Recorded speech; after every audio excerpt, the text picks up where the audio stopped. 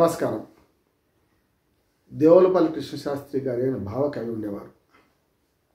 ఆయన అద్భుతమైన భావకవిత్వం రాశారు. సినిమా పాటలు తక్కువ రాసిన రాళ్ళ లోపున పూలు పూచే రామమందిర డీల లాంటి మనకు లలిత గీతాలు రాసిన చాలా పాటలు, జయ జయ హే ప్రియ భారతి జనని దివ్యధాత్రి అనే ఒక మంచి పాట. తర్వాత అది సినిమాలకు రాక్షసుడు అనే సినిమా వచ్చింది. అంటే నా ఉద్దేశం ఏంటంటే, ఏదైతే ఆనాటి భావకవి దేవులపల్లి కృష్ణశాస్త్రి ఒక నానుడు ఉండేది ఆయన మీద. ఆయన ఒక రాశారు ఒక కవిత్వంలో ఏమనంటే, నవ్విపోదురుగాక నాకేటి సిగ్గు, నా ఇచ్చేయగాక నాకేటి వెరపు అని ఆయన ఒక కవిత పంక్తి మనం చదువుకుంటాం. దానిలో మనం ఎక్కువ అన్వయించేది ఏంటంటే, సిగ్గు లేకుండా మాట్లాడే వాళ్ళని ఈ మాట అంటుంటాం. అట్లాగే వాళ్ళు ఆయనతో పాటు మహాకవి శ్రీశ్రీ గారు కూడా ఒక మాట అనేవాడు. అంటే ఆయన గురించి, కృష్ణశాస్త్రి గురించి రెండు నానుళ్ళు ప్రచారం ఉన్నాయి. ఒకటేమో ప్రపంచం బాధ అంతా శ్రీశ్రీది, అంటే ఆయన విప్లవ కవి కనుక ప్రపంచంలో ఎక్కడ బాధలున్నా తనే కవితలు రాసేవాడు. కానీ తన బాధనే ప్రపంచం బాధగా భావించేవాడు కృష్ణశాస్త్రి అని. అంటే భావకవిత్వంలో ఏముంటుందంటే, తన బాధనే. ప్రేయసి అనే ఒక కవితా సంఘాలను వెలిపించారు ఆయన. ఊర్వశి అనే కవితా సంఘటన వెలిపించారు ఆయన. అట్లా చూసుకుంటే ఆయన బాధ అంతా, ఆయన మనసులో ఉన్నదంతా ప్రపంచానికి అంటగట్టేవాడు మన దేవులపల్లి కృష్ణశాస్త్రి. అయితే ఇటు పక్కన శ్రీశ్రీ గారే ప్రపంచం బాధ అంతా తన బాధ అనుకొని కవితలు రాసిన వాడని ఒక నానుడి అందులో ఉన్నది. ఇద్దరు నవ్వుకునేవాడు, ఇద్దరు బతుకుండగానే ఈ రెండో వచ్చినాయి. ప్రపంచం బాధ అంతా శ్రీశ్రీది, తన బాధే ప్రపంచం బాధగా అనుకునేవాడు దేవులపల్లి కృష్ణశాస్త్రి అని చెప్పి అనుకున్నాం. కనుక ఇప్పుడు ఆయన ముచ్చట ఎందుకు వచ్చింది అంటే, మనకు కేఏ పాల్కు ట్రంప్కు తేడా లేదంటుంటాం కదా. మనకు అమెరికా అధ్యక్షుడు డొనాల్డ్ ట్రంప్ 6 నెలలు కాలే ఆయన పదవిలోకి వచ్చి.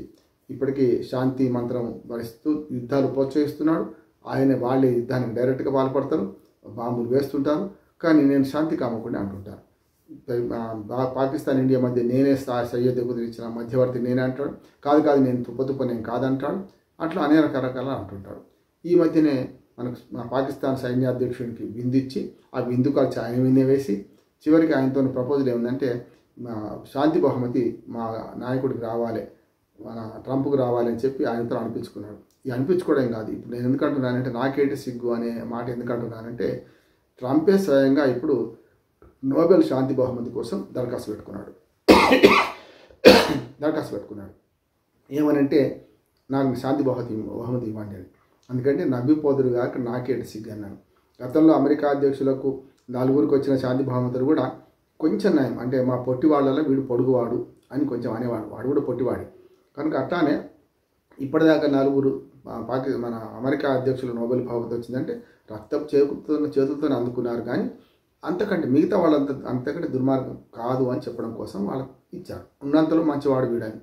మా మల్లయ్య మంచివాడు, అంతకంటే చాలామంది మల్లయ్యలో బోడి మల్లయ్య మంచివాడు అని చెప్పడం కోసం ఇచ్చారు. అది జరిగింది, అయిపోయింది. కనుక ఇప్పుడు ఈయన దరఖాస్తు పెట్టుకోవడంతో నాకు ఈ కవితా పంక్తి గుర్తొచ్చి నేను హాస్యంగా చెప్తున్నాను, నవ్విపోదురుగాక నాకేటి సిగ్గు అని. ఇవాళ అదే జరుగుతుంది. ఇవాళ ట్రంప్కు బహుమతి వస్తుందా రాదా తర్వాత సంగతి. కానీ అప్లికేషన్ పెట్టుకోవడంలోనే ఒక కేఏ పాల్ లాంటి మనస్తత్వం కనపడుతుంది ఆయనలో. అంటే నేను ఎవరిని అయినా సరే, ఎవరు ఏమనుకున్నా సరే, నేను చెప్పేది చేస్తా. అందుకని ప్రతి దానిలో ఇవాళ అమెరికాలో ఆయన సవాళ్ళు ఎదుర్కొంటున్నారు, చాలా పెద్ద ఎత్తున. బయట కూడా సవాళ్ళు ఎదుర్కొంటున్నారు. ఈ స్థితిలో నేను శాంతి కాముకుని అని ఇజ్రాయెల్ ఇరాన్ యుద్ధం ఆపేస్తున్నా అన్నాడు, ప్రకటన చేశారు. నిన్న ఉదయం 3:30 నుంచి మొదలుకొని సాయంత్రం 4:30 దాకా 12-13 గంటలలో రోజు గంట ట్వీట్ చేశారు. ఏవీ చెల్లలేదు అవన్నీ కూడా. మొత్తం మీద ఏంటంటే, ఈయనకు శాంతి బహుమతి వస్తుందా రాదా తర్వాత సంగతి. కానీ ఎవరే ప్రైవేటు బతుకు వారి సొంతం, పబ్లిక్లు నిలబడితే ఏమైనా అంటాం, టామ్ అన్నాడు ఎవరు, శ్రీశ్రీ గారు. ఇవాళ మనం ఆయన అప్లికేషన్ పెట్టుకుంటే మనకేం బాధ అంటే, ఒక అమెరికా అధ్యక్షుడిగా ఉన్నాడు. ఇవాళ ఆయన ఏ మాట మాట్లాడినా ప్రపంచం అంతా దాన్ని గమనిస్తుంటుంది. కనుక దాన్ని గమనించి ఇవాళ ఆయనకు శాంతి బహుమతి వస్తుందా రాదా తర్వాత సంగతి. కానీ ఇది ఒక ఈ శతాబ్దం జోక్గా మిగిలిపోద్దని నేను అంటున్నాను. చూద్దాం ఏం జరుగుతుందో.